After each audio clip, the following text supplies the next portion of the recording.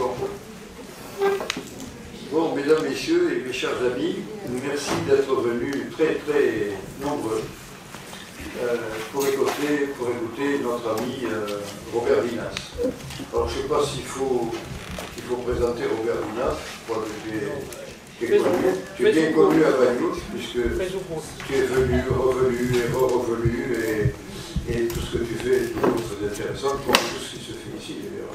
Mais enfin, bon, Robert donc est médiéviste, il a publié beaucoup de choses. Bon, vous en avez un petit aperçu. Voilà, médiéviste passionné, c'est un chercheur, c'est quelqu'un qui fait des livres, ce qu'il publie, c'est pas avec les livres des autres. C'est ça. Tu as travaillé avec de la paléographie, où nous avons eu quand même un maître à la matière, à la personne de... Tu vois de qui je parle, hein? Oui. De Combe à Montpellier, voilà, pour la paléographie. Et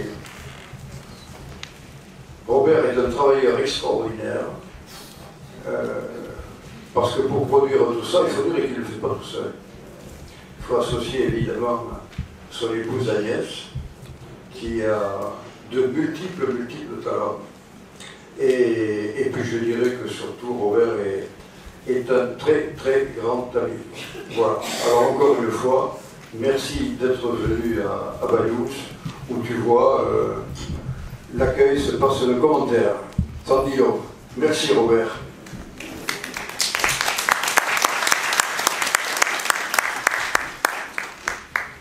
Merci bien. Attends, je précise que vous pouvez enlever le masque.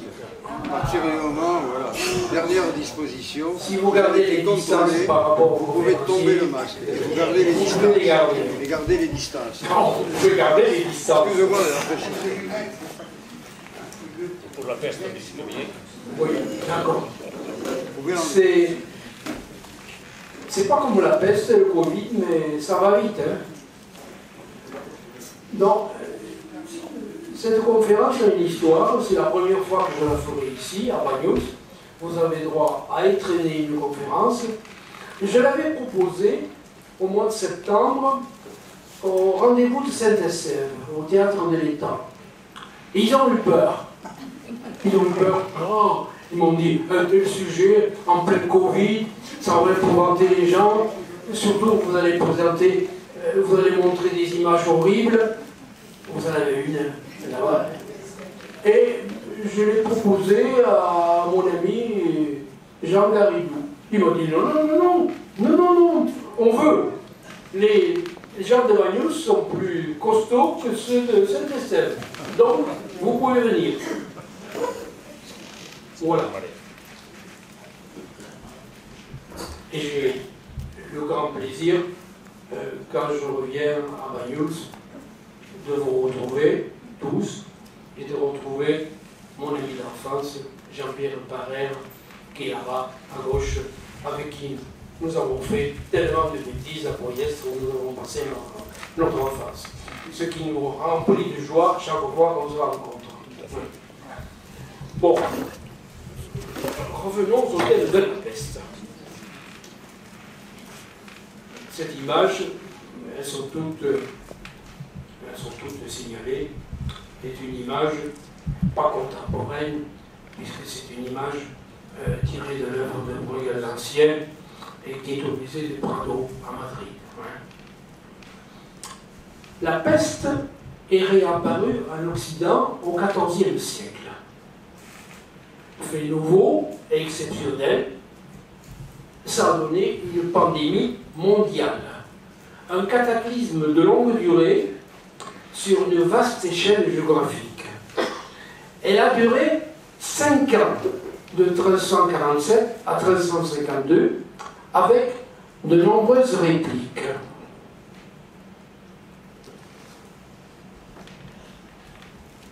Violence et soudaineté du mal, une progression inexorable, inefficacité des soins, nombre élevé de victimes, 80 millions dans le monde, plus que les 2 guerres mondiales du XXe siècle réunies. cela a traumatisé pour longtemps les contemporains. Le nombre des décès était tel, partout en Europe, qu'il donna aux contemporains l'impression d'une mortalité sans précédent, ce que traduit l'expression du franciscain irlandais John Clean, « J'attends la mort parmi les morts ». Et ça, c'est une image qui nous vient de Flandre belge. Ouais, vous voyez, la principale occupation des gens, c'est d'enterrer les morts et de faire des cercueils. Voilà ce qu'en dit le chroniqueur arabe Ibn Khaldoun, qui vivait à l'époque. Tant à l'est qu'à l'ouest, la civilisation subit une incursion destructrice, celle de la peste, qui dévasta les nations et raya des populations entières de la surface de la terre. Elle annihila le bien qui avait été créé, le niveau de la civilisation décrut en même temps que le nombre d'habitants. La face du monde habité en fut changée pour longtemps, avec des répliques, j'ajoute, jusqu'à la fin du XIXe siècle. Les caractères épidémiologiques et cliniques de la peste noire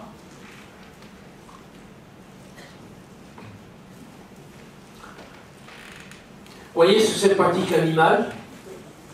C'est l'image la plus sympathique que j'aurais à vous montrer aujourd'hui.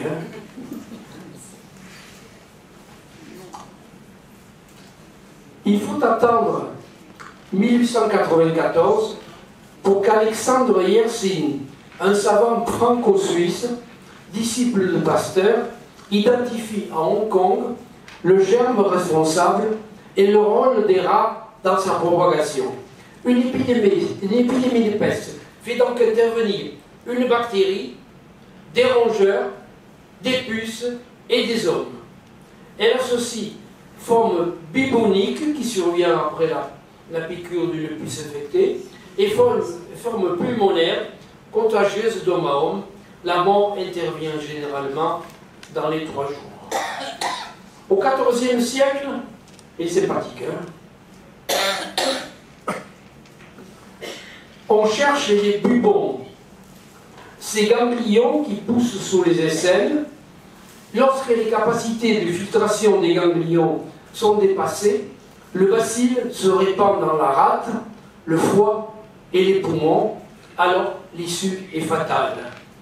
On a beau poser du cul de poulet sur les bubons pour les réduire, par l'effet de succion, l'effet sphincter, rien n'y fait.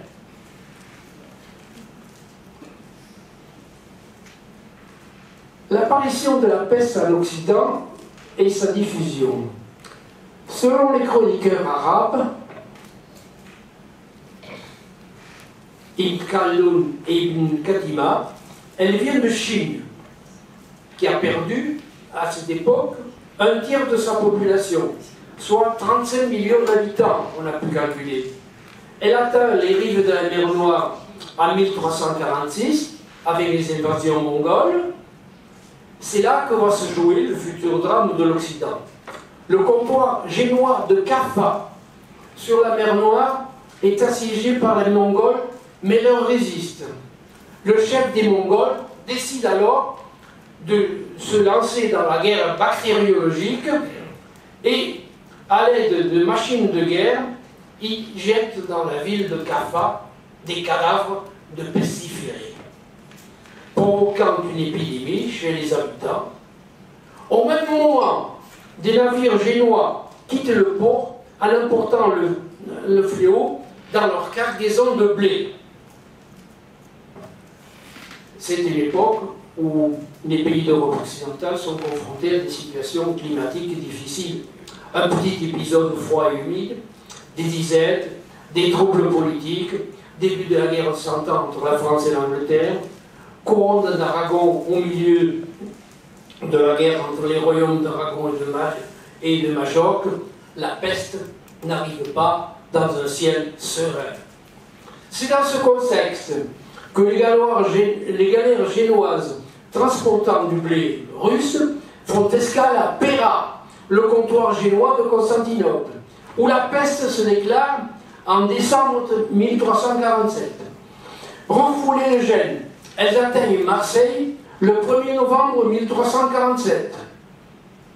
La peste y fait aussitôt des ravages terribles, puis se répand en Languedoc.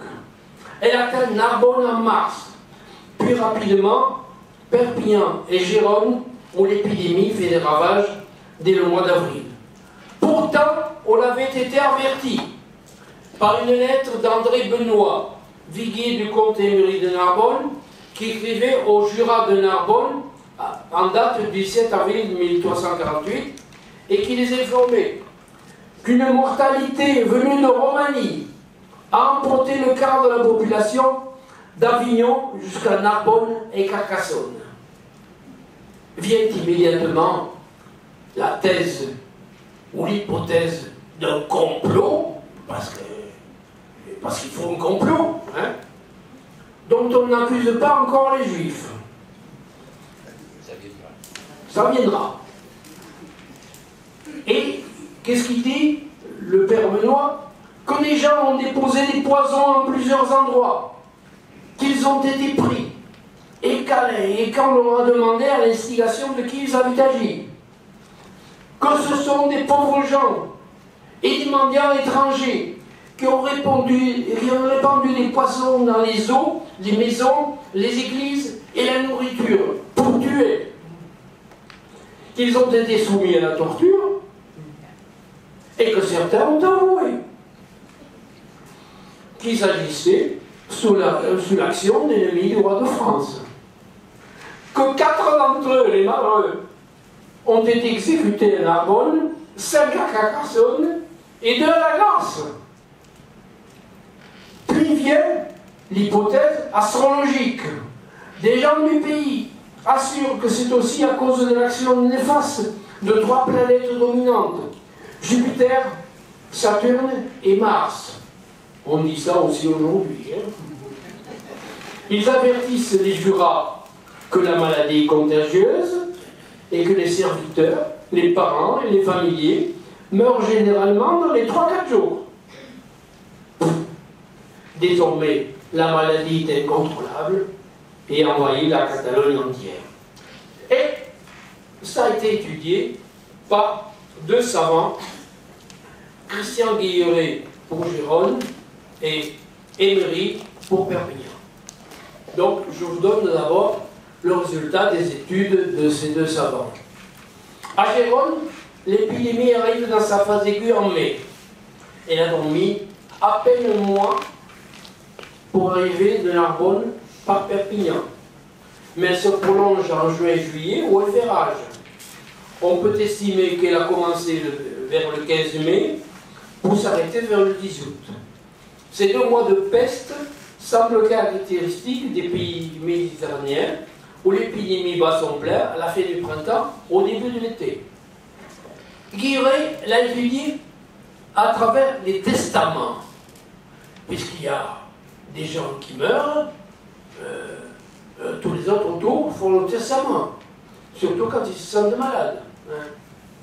Pendant la 2e quinzaine du mois de mai, on a 10 testaments par jour, et même 20 testaments par jour, en moyenne, en juin, avec des pics de 30 et 32 les 3 et 10 juin, seulement à Gérone. On note aussi la fréquence des testaments sacramentels. Qu'est-ce que c'est que le testament sacramentel? C'est un testament qu'on n'a pas le temps de faire devant le notaire, dans l'urgence, où le testateur est chez lui dans son cadre familial, entouré de prêtres et d'amis, qui notent ses vœux avant de les rendre publics devant l'autel d'une église en présence d'un juge. Ces testaments qui n'ont pu être passés devant le notaire l'ont souvent été en présence de religieux, des ordres mendiants, frères mineurs surtout, ou des carmes, ou des frères de la Merci. On note, comme conséquence également, l'importance de l'expieux, qui s'articule autour de 4 thèmes essentiels: les aumônes en paix, les lettres faites aux hôpitaux, aux pauvres indigents et mendiants, également aux captifs des musulmans dont les mercenaires ont la charge. Si les Girondins laissaient en moyenne 131 sous dans la période précédente, ils en laissent 168 en 1348, sans compter les messes et les offrandes aux églises. À Gérone, Christian Guilleret estime que 15% de la population a disparu. C'est le personnel politique qui a été le plus touché. Donc, comment est Au Conseil des 80, 21 sont décédés sur les 74 en vie avant l'épidémie, ce qui représente 28% de l'ensemble. Beaucoup moins qu'à Barcelone, car certaines familles se sont réfugiées très tôt sur leur terre à l'extérieur de la ville, la fuite. Pour les catégories socio-professionnelles, c'est le notariat qui a été le plus touché, avec 50% de pertes. Les testaments, car c'est une profession qui a été plus en contact avec les malades à l'occasion des testaments. Les juristes, la moyenne est de 25%. Elle monte à 40% pour les commerçants, car la profession implique des contacts, de même que pour les barbiers et les médecins. Les femmes sont un peu moins touchées que les hommes. Et les enfants aussi. Mais les hommes sortent plus dans la rue. Mais finalement, tous les groupes sociaux ont été touchés. On est loin à Gérone d'une épidémie prolétarienne. En fait, tout comme à Perpignan, l'administration et le gouvernement, un temps désorganisé, reprendront le travail en août 1348. Contrairement à Barcelone et à Lleida, il n'y a pas eu de pogrom contre les Juifs. Enfin, l'activité économique reprend très vite. Voyons maintenant ce qui s'est passé à Perpignan. À Perpignan, avec l'étude d'Emery, publiée en 1967, cet historien a consulté les registres des notaires de l'époque. Environ 500 registres. C'est une œuvre magistrale. En particulier ceux qui datent de 1348. Le fléau atteint Perpignan fin mars et particulièrement virulent de la mi-avril jusqu'à juin, faisant chuter lourdement l'activité économique. On note qu'il a étudié par exemple le nombre de prêts d'argent des juifs aux chrétiens, qui était de 25 par mois en moyenne jusqu'en mars, tombe à 2 en avril et à 7 pour le reste de l'année civile. La grande masse des documents que l'on retrouve d'avril à juillet sont des testaments, 63 pour cette période et 8 pour le reste de l'année. Ensuite, on trouve plutôt des disputes entre héritiers, des restitutions de leurs droits à des veuves, des décisions de tribunaux nommant des tuteurs pour les orphelins, parce qu'il y a beaucoup d'orphelins, des curateurs de propriété, des exécuteurs testamentaires pour remplacer ce qui a été nommé dans le testament et qui sont décédés depuis. Cela suggère que la mortalité a été très importante. Mais comme il n'y a pas de liste de morts, l'auteur a étudié la mortalité chez divers groupes socio-professionnels. Il a d'abord étudié le groupe des écrivains publics, notaires et hommes de loi. Sur 125 présents en 1346, 45 seulement survivent 2 ans après, ce qui donnerait 60% de pertes si tous étaient morts de la peste. Emery préfère se limiter à 58%. Est-ce que la même proportion de Perpignanais a péri durant l'épidémie? On ne peut l'affirmer avec certitude. Aujourd'hui, comme aujourd'hui, on ne peut attribuer tous les décès qui ont eu lieu en EHPAD au Covid. Il faut maintenant s'intéresser au sort des médecins. Il y avait à Perpignan avant l'épidémie, avant la pandémie, 5 médecins chrétiens et 4 juifs.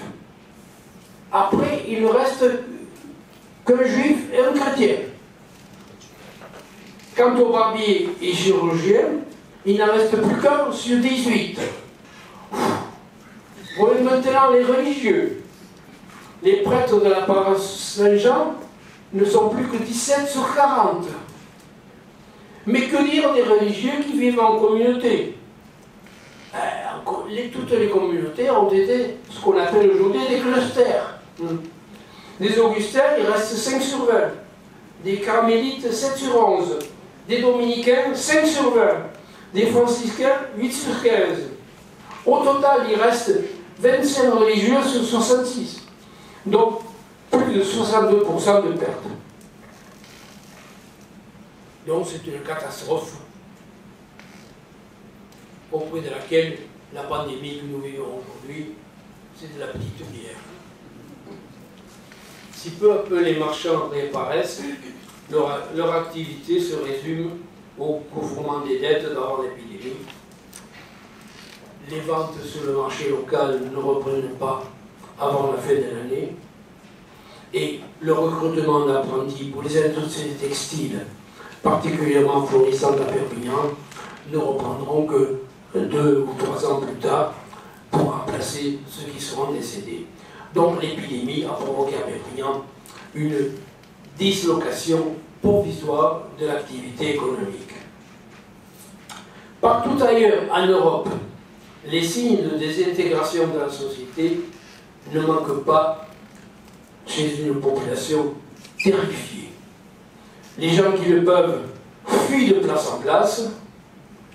Certains sombrent dans la débauche ou vers des formes extrêmes de dévotion. Les malades sont abandonnés, des maris abandonnent leurs femmes et des parents leurs enfants. On n'en est pas encore là. Mais ces formes-là ne se retrouvent pas dans les actes notariés de Perpignan et on ne peut affirmer avec certitude qu'elles ont eu lieu à une grande échelle à Perpignan. En tout cas, les malades ont fait en général leur testament, surtout en 1348, ce qui prouve qu'ils n'étaient pas tous abandonnés. C'est normal, en période d'épidémie, de nombreux Perpignanais éprouvent le besoin, même quand ils ne sont pas malades, de mettre leurs affaires en ordre. Mais le testament précise rarement si le testateur est malade. Il faut noter qu'il fut difficile de trouver un notaire et 5 témoins pour faire un testament à domicile, un testament sacramentel, vu qu'on rapporta au roi d'Aragon en juillet 1348 que presque tous les notaires du Roussillon étaient morts durant l'épidémie. Seuls les habitants de Ponteilla ont eu de la chance. Parce qu'ils avaient un notaire qui n'est pas mort, qui n'est pas tombé malade, et les habitants de Ponteilla ont pu faire 22 testaments, ce qui est exceptionnel, entre avril et juin. Au total, il semble que la population de Perpignan a perdu 50% des habitants. Dans les alentours, le village de Villarnau a disparu complètement, là-bas, aucun ne survécu. Mais contrairement à ce qu'on pourrait penser, la population restante réagit. Dès l'été, les tribunaux fonctionnent. Les marchands sont là et recommencent à voyager dès la fin de l'année. Les affaires reprennent. Il semble y avoir eu à Perpignan un considérable degré de résilience.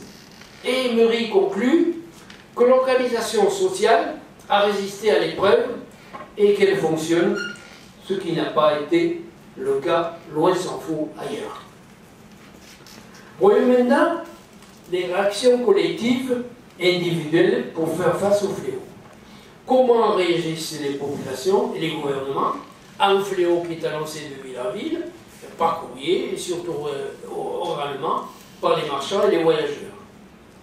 Le roi de France, Philippe VI, de Valois. Interroge l'Université de Paris, c'est son conseil scientifique.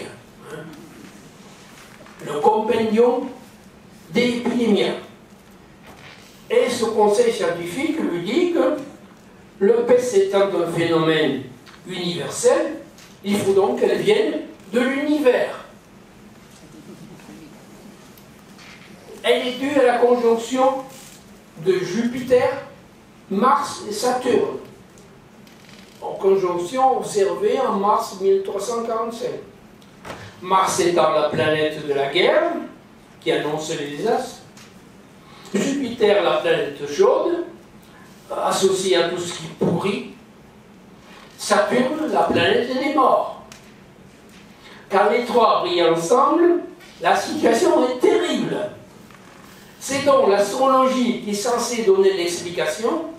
Une mauvaise conjonction des planètes serait la cause de la corruption de l'air, qui elle-même est la cause de la transmission de la peste. Ce que conteste absolument le poète italien Pétrarque, qui traite les astrologues de charlatans, qui disent des choses absurdes pour masquer leur ignorance. De plus, c'est la théorie aériste qui est à la base de tous les conseils préventifs. C'est la corruption de l'air qui cause la peste. Donc, il faut s'enfuir vers des régions plus saines, prendre des vacances et répandre l'épidémie ailleurs, bien sûr. S'enfermer chez toi, se confiner aujourd'hui, hein, à l'abri des vents mauvais, respirer des parfums, faire des fumigations, ainsi que de grands feux purificateurs. Donc déjà des mesures d'hygiène et de confinement. Vous voyez, ici, des gens qui brûlent des vêtements, hein, des vêtements de pestiférés, on suppose. Hein. Dès 1353 à Paris, le roi Jean II pose les bases de lutte efficace contre l'épidémie en confinant partiellement la population. Des croix de bois sont clouées à la porte de toute maison contaminée. On n'est pas encore arrivé ici. Hein. Ceux qui ont été malades doivent se promener en ville avec un bâton blanc à la main. C'est l'anti-passe sanitaire. Et déjà un mécanisme d'exclusion sociale. Hein. Les draps et couvertures ne peuvent être déplacés d'une maison à l'autre. Les bains et les étuves sont fermés. On ne peut jeter le sang des malades dans la Seine, sauf en un lieu situé bien en aval. Merci pour ceux qui habitent en aval. Hein. Les propriétaires doivent installer plus vite latrines et fosses dans leur maison. Pour faire respecter ces mesures, des sergents patrouillent et peuvent bastonner les contrevenants. On n'est pas encore arrivé ici. Ou les soumettre à des amendes arbitraires, dont le montant est fixé à la tête du client. Les villes vont prendre le relais de la royauté en recrutant des saisonniers pour s'occuper des malades et des cadavres. C'est la belle époque pour si vous voulez vous faire fossoyeur, médecin, chirurgien, barbier, chargé de soigner les bubons on dit à poser du cul de poulet. Des salaires élevés sont proposés pour rendre attractifs ces métiers exposés. Ça n'a pas été le cas des soignants ici. Hein. Le bon sens populaire s'est vite aperçu d'une évidence. La dite mort et maladie ne venaient pas contact et contagion. La population se rend compte sans comprendre que le mal se transmet après un contact avec les malades, leur maison, leurs vêtements, leurs cadavres. Mais tous les traitements se révèlent inopérants malgré les nombreux traités de peste qui fonctionnent qui fleurissent à partir de 1348 chez les chrétiens. La peste catalane, que je vais vous montrer, c'est celui de médecin de Lleida qui s'appelle Jaume d'Agramunt, qui date de 1348. Je ne sais pas, il a dû rester au fond de mon sac. Il a dû rester au fond de mon sac. Non, je veux qu'on ouvre ça. Voilà, voilà. Le voilà. Jaume d'Agramunt, régime de préservation de pestilentiae. Et vous avez des conseils pour éviter la peste et pour éventuellement la traiter. Il est à noter que ça date de 1348 et que 2 ans après, le docteur médecin de Lleida mourait de la peste.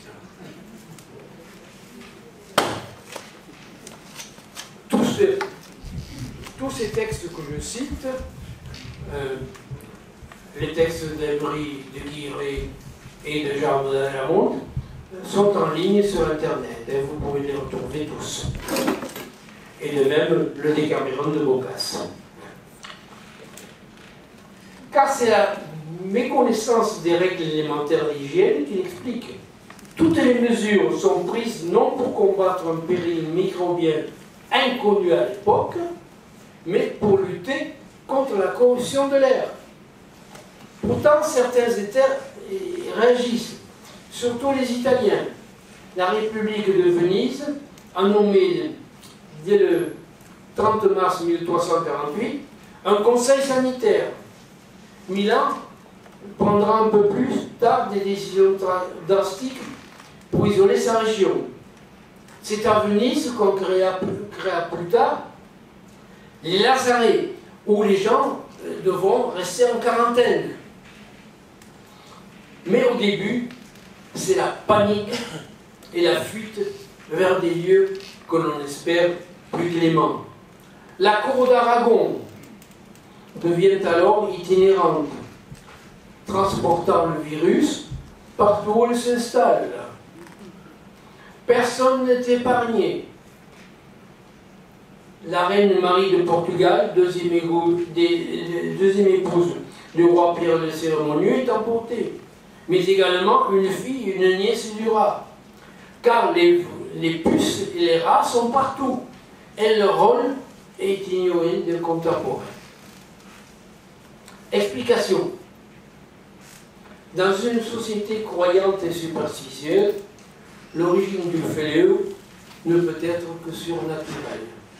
C'est un châtiment du ciel punissant les hommes de leurs péchés. C'est pas encore sorti aujourd'hui, à part dans certains cercles complotistes ultra-religieux. La population cherche des intercesseurs. La Vierge, Saint-Roch.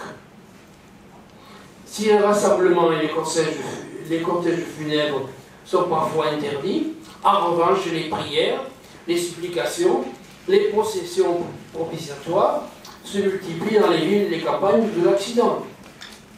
Mais encore, là encore, le mal est dans le remède, car il favorise les rassemblements, tellement que le pape, en 1350, dispense les pèlerins anglais et irlandais de venir à Rome pour le jubilé. Partout, on multiplie les signes afin d'apaiser la colère divine.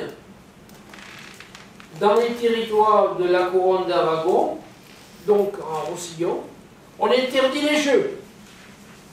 Les jurons, vous ne pouvez plus dire Bacarondéon. Le travail du dimanche. La pêche pour gain financier, les jours fériés, ainsi que les vêtements ostentatoires. C'est sérieux. Les villes sont particulièrement touchées car l'entassement de la population, l'insalubrité et les difficultés d'approvisionnement favorisent la contagion. Le corps social étant à l'épreuve de la peste, comment survivre à la peste noire? Par ses ravages démographiques, la peste noire a des conséquences sociales et psychologiques considérables. C'est l'écrivain italien Boccace qui l'a décrit à Florence. Je cite: la peste affolait les gens. On fuyait la maladie, tout ce qui l'entourait. Certains habitants vivaient à l'égard de la communauté, adoptant une vie sobre. D'autres, au contraire, se mettaient à boire, chantaient, s'accordaient tous les plaisirs et riaient des plus tristes événements. D'autres, enfin, pensaient que le meilleur remède était la fuite. Quel que soit leur comportement, beaucoup étaient atteints où qu'ils se trouvent. Avant de tomber malades, ils avaient donné l'exemple même à ceux qui demeuraient bien portants. Ils étaient donc abandonnés à leur tour. Les gens avaient si peur que le frère abandonnait le frère, l'oncle le neveu, souvent même la femme le mari. Les parents évitaient de rencontrer leurs enfants et de les aider. Mais Boccace ne se contente pas de décrire les horreurs de Florence. Dans son livre Le Décaméron, découpé en 10 journées, il conseille à ses contemporains de s'isoler, de se confiner entre amis dans ce jardin paradisiaque. Une bulle donc. Chacun des 10 jours, un conteur est désigné roi ou reine de la journée et devra raconter aux amis des histoires divertissantes ou coquines. Ainsi, la 7e journée, le roi propose des histoires de tours que les femmes ont joué à leur mari. Une illustration du Décaméron de Boccace. Mais à côté de ces amusements de l'élite de la société, la méconnaissance du mal, la peur panique qu'il suscite, entraîne la réapparition de phénomènes d'hystérie collective comme les flagellants. Cette secte utilise comme pénitence la flagellation en public. Elle renaît d'abord en Italie et s'exporte rapidement dans toute l'Europe centrale surtout. Mais la papauté et les autorités, comme le roi de France Philippe VI, prennent des mesures sévères contre elle, car les flagellants s'en prennent aux Juifs rendus responsables de la peste. Le roi de France ordonne en février 1350 que cette secte damnée et réprouvée par l'Église cesse, car les Juifs ne sont pas les seuls à subir des violences. On peut y ajouter les étrangers, les mendiants, les pèlerins, les musulmans et même les lépreux. Tous groupes soupçonnés d'introduire le mal en souillant les portes du plus dépestiféré ou en empoisonnant les puits. Nos nombreux échanges épistolaires entre la France et le royaume d'Aragon nous le montrent, comme la lettre du Viguier de Narbonne que j'ai citée plus haut. Les exactions contre les Juifs sont connues. À Yède, 300 d'entre eux sont tués. Vous voyez, ici, ce n'est pas à Yède, je n'ai pas trouvé d'image de Yède, j'ai choisi une image d'Allemagne plus tardive, où également, vous voyez, des Juifs brûlés. Le pape Clément VI avait pourtant écrit aux évêques, dès le 26 septembre 1348, « Récemment, une nouvelle infâme est parvenue jusqu'à nous. La peste que Dieu inflige au peuple chrétien pour ses péchés, voici que des chrétiens la mettent sur le compte des Juifs. Nous vous ordonnons de profiter de la messe pour interdire à votre clergé et à la population, sous peine d'excommunication, de laisser les Juifs ou de les tuer. En dehors des Juifs, les pauvres, comme en Narbonne, et les pestiférés eux-mêmes sont désignés comme responsables du fléau. » Dans cette société profondément chrétienne, la mort la plus redoutée est la mort subite, sans sacrement religieux et sans testament. Le pape Clément VI jugent nécessaire d'accorder le pardon de leurs péchés aux nombreuses victimes qui meurent sans prêtre. En Angleterre, l'évêque leur donnera même l'autorisation de se confesser entre eux, comme au temps des premiers chrétiens, et même de se confesser à une femme si on ne trouve pas d'autre. Vous imaginez? L'une des conséquences vue à Perpignan est le dépeuplement des abbayes et des monastères. Les ordres religieux se trouvent face à un dilemme: ou regrouper les survivants, ou laisser des demeures ouvertes en recrutant des ignorants. Et bien sûr, l'épidémie bouleverse l'économie, entraînant une forte hausse des produits agricoles, car la peste s'ajoute à l'insécurité causée par les déprédations de bandes de brigands, les guerres. En Roussillon, Jean III fait des incursions armées pour essayer de récupérer son royaume conquis par Pierre le Cérémonieux en 1244. Et bien sûr, il faut compter sur les disettes et les aléas du climat. L'interruption des échanges commerciaux, la surmortalité de grand nombre de contribuables font que les nobles, les commerçants et les finances municipales connaissent une baisse importante de leurs revenus. En revanche, les survivants bénéficient de la carence de main-d'œuvre et par contre-coup, les salaires augmentent dans les villes. La mortalité entraîne aussi une redistribution des richesses et parfois même leur concentration par suite d'héritages inespérés et multiples. Au final, un grand historien comme Georges Duby peut affirmer que l'épidémie a déterminé une hausse générale du niveau de vie. En effet, la peste n'a pas sévi partout avec la même intensité et l'Europe n'est pas devenue une sorte de désert. Les événements postérieurs témoignent qu'il subsistait, comme à Perpignan et à Gérone, une population encore dense qui avait conservé des capacités de réaction. Face à la crise, comme aujourd'hui, les autorités sont tiraillées entre le souci de contenir la maladie et celui de limiter les conséquences économiques du désastre. Dès 1353, Jean II prend des mesures pour réglementer le travail des Parisiens.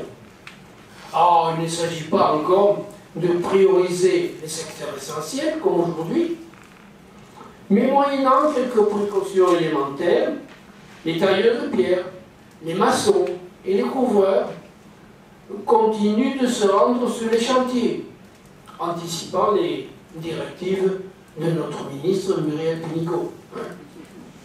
À la place, le roi choisit de réglementer drastiquement les métiers à risque. Fripier, couturier, tanneur et teinturier, boucher, charcutier et vendeurs de volailles sont sommés de conduire leurs bêtes hors des remparts, car leur miasme passe pour contaminer l'air et transmettre la peste. En conclusion, la peste va s'installer dans le monde pour de longs siècles, frappant régulièrement villes et campagnes. En Roussillon, des répliques particulièrement mortelles auront lieu au XVIIe siècle, favorisées par des accidents climatiques comme des pluies persistantes, provoquant les mêmes excès contre les individus ou les groupes soupçonnés de l'avoir transmise. Cette fois, ce sera les sorcières. On assistera à une chasse aux sorcières particulièrement violente dans toute l'Europe et particulièrement en Roussillon où plusieurs dizaines seront pendues, comme j'ai eu l'occasion de vous le dire dans une conférence précédente.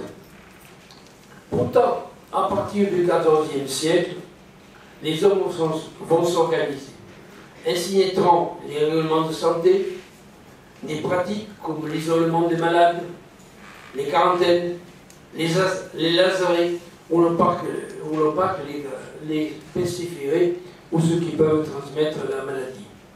Des règlements sanitaires de plus en plus précis verront le jour qui façonneront nos codes de santé actuels. Il faut penser aussi que les survivants des épidémies ont acquis des capacités immunitaires leur permettant de mieux résister aux attaques de la maladie. De plus, ayant guéri, ils deviennent des protagonistes efficaces de l'immunité de la population générale. Heureusement, car ce n'est qu'à la fin du XIXe siècle, à Hong Kong, qu'Alexandre Yersin établit scientifiquement la responsabilité des rats et des puces dans le déclenchement de l'Académie, ce qui n'avait pas été établi ni au Moyen-Âge, ni à l'époque moderne. Aujourd'hui, les progrès de la pharmacie permettent d'indiquer tout risque d'épidémie, en principe, car aujourd'hui, on ne soigne pas, mais on vaccine.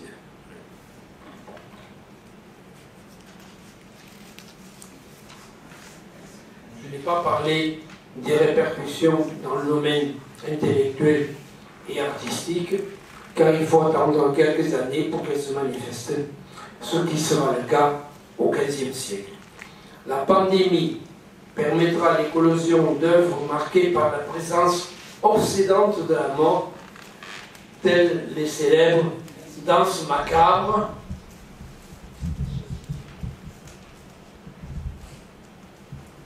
dans lesquelles sont retranscrites l'égalité de tous les hommes devant la mort, ainsi que les angoisses d'une société profondément choquée et désemparée. En Catalogne, vous avez l'une des premières, celle qui date du XIVe, celle de Morella.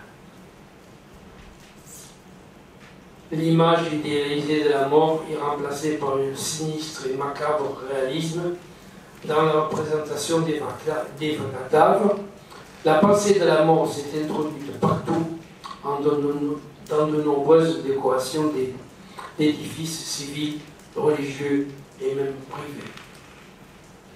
Vous avez ce tableau très connu qui représente le triomphe de la mort. Enfin, la peste est devenue un thème récurrent de la littérature. J'ai déjà cité Boccace et le Décaméron. Je citerai deux œuvres capitales de la littérature mondiale. D'abord, Les Fiancés d'Alessandro Manzoni, l'un des premiers romans italiens, qui date de 1821 et dont l'intrigue est empruntée aux événements du Milan de 1629 et 1630.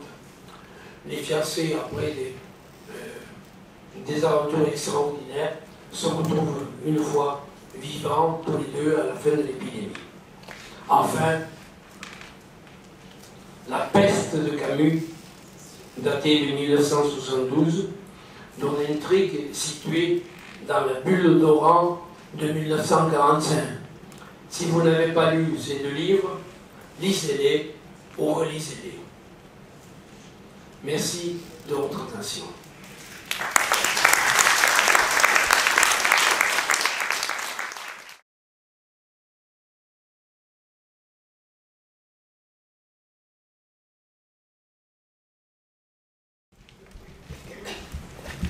Alors, tu me passes. Je te passe l'arme. Merci Robert. Bien. Bon, moi je ne sais pas quoi ajouter, rien. Quelqu'un souhaite intervenir? C'est déprimant, hein? Oui. Alors on peut laisser cette image parce que celle-là n'est pas trop déprimante. Voilà. On peut revenir au rat si vous voulez. Jean-Pierre. Oh, j'ai une belle voix, je ne sais pas. Je voulais juste préciser. Non. Je voulais juste préciser que Yersin avait mis en avant dans la peste, mais que la transmission par la puce a été faite par un autre pasteurien dont j'ai oublié le nom. Voilà, une précision. Merci, monsieur. Oui. Oui. Alors, notre ami le poète. Oui. Moi, tu as bien expliqué la peste de 1948, qui est la première qui est arrivée en Occident. Enfin, moi, j'ai en mémoire qu'il y a eu la peste en Roussillon en 1630 par là. Hein. Mais entre les deux, entre cette épidémie, il n'y en a plus du tout, Oh non. ou il y en a eu de temps en temps? Il y a eu de nombreuses répliques entre le 14e et le 19e. Ah, c'est ça. Et c'était important, ou comment ça se fait que c'était des petites... Non, ça a pu se résoudre par l'isolement de régions entières, comme à Milan au début du XVIIe, à Marseille au début du XVIIe, ça n'a pas débordé. Hein. Par ailleurs, tout à l'heure, tu as expliqué que les problèmes économiques, mais tu as expliqué aussi qu'on avait zigouillé les Juifs. Oui, Mais il faut quand même préciser que c'était quelque chose qui était récurrent au Moyen-Âge, hein, parce que les Juifs, c'était les banquiers. Hein. Et quand il y avait une période de crise, on zigouillait les Juifs, comme ça, on zigouillait toutes les créances. Hein, à commencer par les rois. Hein. On ne remboursait pas les sous. Et ça, c'est encore récurrent, parce qu'il n'y a pas longtemps, en période de crise, j'ai entendu un homme politique, M. Mélenchon, pour ne pas le citer, qui disait que les banques, il fallait supprimer toutes les dettes de tout le monde. Hein, donc, tu vois, c'est toujours récurrent, sauf qu'au lieu des Juifs, c'est les banques. Hein. C'est à peu près la même chose. Bon. Et... On va supprimer les Mais pendant la reconquête du Roussillon par Pierre le Cérémonieux, les habitants de Goyot, quand ils signent, quand ils laissent rentrer Pierre le Cérémonieux et ses troupes dans la ville de Goyot, ils en profitent pour faire annuler les dettes qu'ils doivent aux Juifs aussi. Hein. C'était des filous, les gens de Goyot. Bon, on ne voit pas d'inconvénient à prêter hommage au roi Pierre le Cérémonieux, qui remplace notre bien-aimé Jean III, qui a eu le malheur de perdre la guerre. Mais si vous voulez annuler les dettes que nous avons vis-à-vis des Juifs, ce sera encore mieux. Hein. Donc ça s'est continué pendant longtemps. Je ne sais pas. Oui. Non. Une personne au fond. Ah, d'accord. Le micro arrive.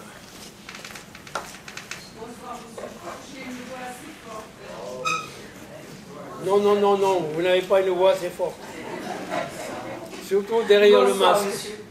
Je voulais savoir si vous pouviez nous dire pourquoi on a accolé l'adjectif noir à peste, et si cette appellation est moderne, ou alors est-ce que les populations de tous les temps ont appelé cette pandémie la peste noire? Non. L'appellation est contemporaine au XIVe siècle. Hein. D'ailleurs, le gros article d'Emery sur Perpignan s'appelle The Black Death, la peste noire, la mort noire en particulier. Non. Donc la peste noire, c'est une appellation qui date du XIVe. C'était les bubons qui étaient noirs ou quoi? Non, les bubons, je vous en ai montré, mais je ne sais pas s'ils sont noirs.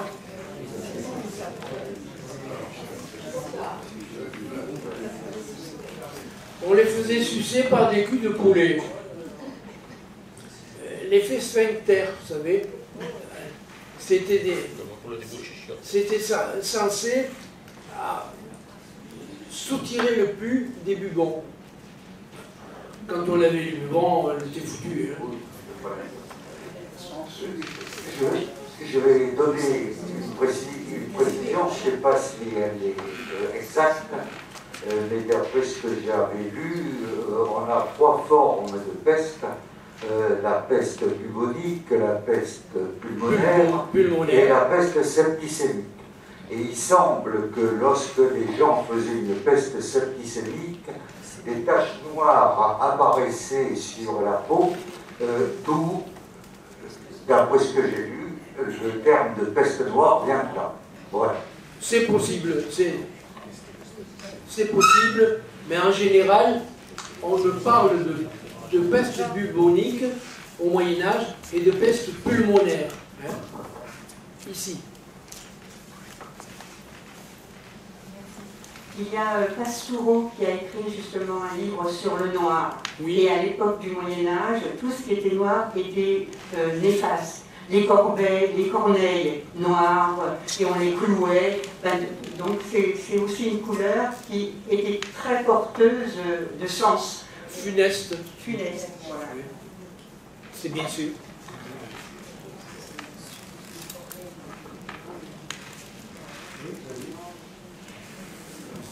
Bon, moi, ce n'est pas une question, mais une petite précision que l'on a par rapport à un ami commun, à Robert Finaz et à Jean-Pierre Barrère. C'est un monsieur de Poyestre qui s'appelle Francis Jampy, qui m'a procuré un texte dans lequel il cite un cas de peste au village de Nils d'un certain Jérôme Jobert. Ce Jérôme Jobert, c'est un riche propriétaire qui avait construit l'église actuelle de Nils en 1635. Et en 1652, il cite, il m'a donné la copie des textes, un décret du Roussillon, donc qui déclare la peste dans le Roussillon. Et ce Jérôme Jobert, on l'a mis en quarantaine dans une cabane sur une de ses terres autour de Nice. Il a rédigé son testament dans cette cabane le 1er août 1652 et il est mort le même jour, 1er août 1652. Et le lendemain, il a été enterré après une cérémonie dans l'église actuelle de Nice. Voilà, il est mort de la peste. Et alors, le texte est en catalan, et la peste en catalan, le texte dit « Pareu del morbo ». En catalan, on l'appelle « el morbo ». Voilà, c'était une précision que je voulais témoigner. En italien, en latin, c'est la maladie. Hein. Morbus, c'est la maladie, en latin. Jean-Pierre, oui. Moi j'ai des informations de Francis Jampy, qui est mon cousin, et lui il a une documentation sur l'épidémie de peste de 1630, à peu près, je ne sais pas si c'est ça, qui a débuté dans le Roussillon, qui a débuté à Poyestre. Et c'est une dame dont il a le nom, qui de Poyestre est allée se faire une robe à Perpignan, qui a porté la peste à Perpignan. C'est dans les archives, dans sa documentation. Autour de 1630, la date, je ne sais pas si c'est 32 ou 33. Donc il y a eu une épidémie importante, hein, cette période. Mais bon, c'est en dehors du sujet de Robert. Non, c'est dans le sujet. Parce que des répliques de peste, il y en a eu jusqu'au 19e, jusqu'à la fin du 19e. Hein. Donc, plus ou moins violentes, plus ou moins limitées dans l'espace et dans le temps, mais en particulier, la peste du Roussillon a été limitée dans l'espace et dans le temps. On accusait les sorcières, mais en particulier, il y a eu 2 grandes pestes au XVIIe, celle de Milan, dont parle le récit de Manzoni, et celle de Marseille, qui a été horrible. Marseille, port de l'Orient, a toujours été ouverte à toutes les influences, bonnes ou mauvaises. Là, les pauvres malheureux, ce sont eux qui sont les responsables. Ils ont acheté le blé génois qui venait de Cafard sur la mer Noire, et ils ont empoisonné tout l'Occident. Oui. Je crois que pour la peste de Marseille, il y a eu la moitié de la population marseillaise qui est décédée. Mais ce qui est assez surprenant quand on lit un peu cette documentation, c'est que l'archevêque qui était Belzins, le pauvre Belzins, qui allait auprès des mourants les soigner, et d'autres gens sont restés avec une immunité. Enfin, là, il y a un problème qui est d'ordre médical. C'est un spécialiste dans les problèmes d'immunité, mais enfin, c'est tout à fait étonnant. C'est un miracle. Oui, les gens ne croient pas bien. Non, non, mais il y a des gens qui croient, heureusement pour eux.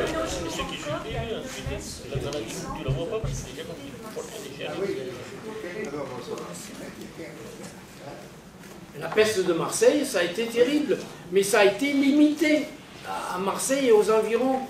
Donc, que de morts, bien sûr. Mais ça a été un cluster. La peste d'Oran en 1945, également, c'est une bulle. Les autorités de l'époque ont pris des précautions qui se sont révélées effectives. Mais, si vous voulez savoir comment les gens réagissent pendant une épidémie, relisez La peste de Camus. Vous y verrez tout. Et vous y verrez tout. Est-ce que tous les épisodes de résurgence de peste ont été réimportés d'Orient et par bateau, ou est-ce que ce sont des épisodes de résurgence locale? Ça, je ne saurais pas vous dire. La question était, je ne sais pas si tout le monde l'a entendu, est-ce que les résurgences de peste sont des résurgences locales, in situ, ou bien si elles ont été importées d'Orient? Parce que celle du 19e, par exemple, de Marseille, elle est arrivée par le Grand Saint-Antoine, par oui, le bateau. Bien sûr. Elle est revenue par bateau. Mais Marseille, les Marseillais sont maudits. C'est pour ça qu'ils se... Comme vous soulignez, c'est un port. C'est un port qui a des relations avec l'Orient et qui a toujours eu des relations avec l'Orient et l'Afrique du Nord. Robert, la peste vient d'Orient, bon d'accord. Mais en Orient, comment ils font alors? Ils ont la peste tout le temps ou quoi? Non, mais... Il faudrait consulter les archives chinoises. Et les archives chinoises, vous savez, c'est très difficile de les consulter. Oui, une question aussi au cours des guerres de 14-18, Marseille aussi, parce que j'avais mon grand-père qui était dans la marine marchande et qui a ramené d'Orient un certain nombre de militaires qui étaient contaminés. Alors je ne sais plus exactement si ça correspond à un phénomène de peste ou pas. Mais ils étaient au lazaret, ils ont été évidemment mis en quarantaine au lazaret. 40 jours ça a duré. Et c'est de là qu'est venu, il a bénéficié à ce titre-là pour avoir transporté ces militaires de la médaille des épidémies, dont on a parlé d'une certaine occasion. La médaille des épidémies. J'ai la médaille des épidémies. Vous pensez qu'on va créer ça en France aujourd'hui? Elle existe en 14-18, mon grand-père l'a eu.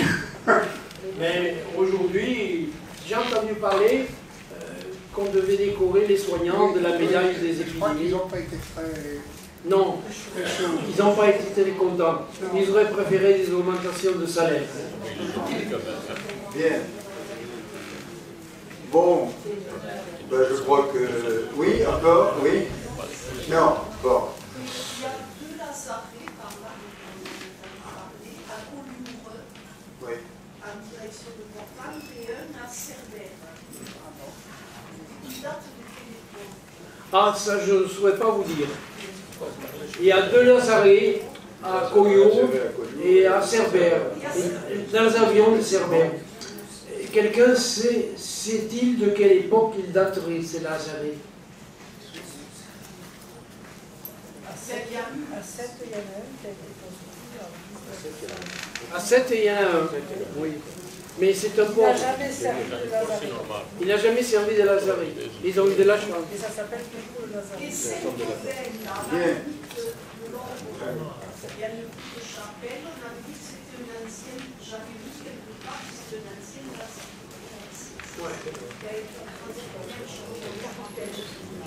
C'est un service, Bon. comme un hôtel. Bon, Robert, nous devons te dire un grand merci. Je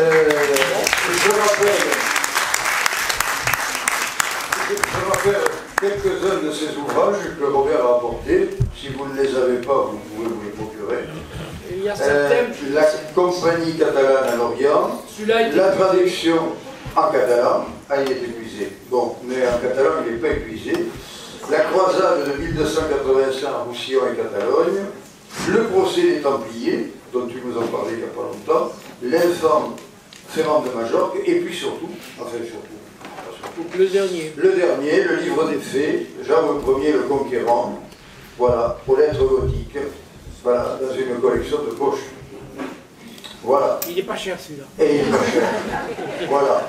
En tout cas, bon, c'est là. Vous pouvez également renouveler vos adhésions. Dominique et Serge sont là. Si vous souhaitez le faire, vous pouvez le faire aussi. Ou adhérer si vous n'êtes pas encore adhérent. Voilà, merci beaucoup. Alors, le vendredi 3 décembre, c'est donc Sylvie Pugno qui nous parlera de Marie Curie. Voilà.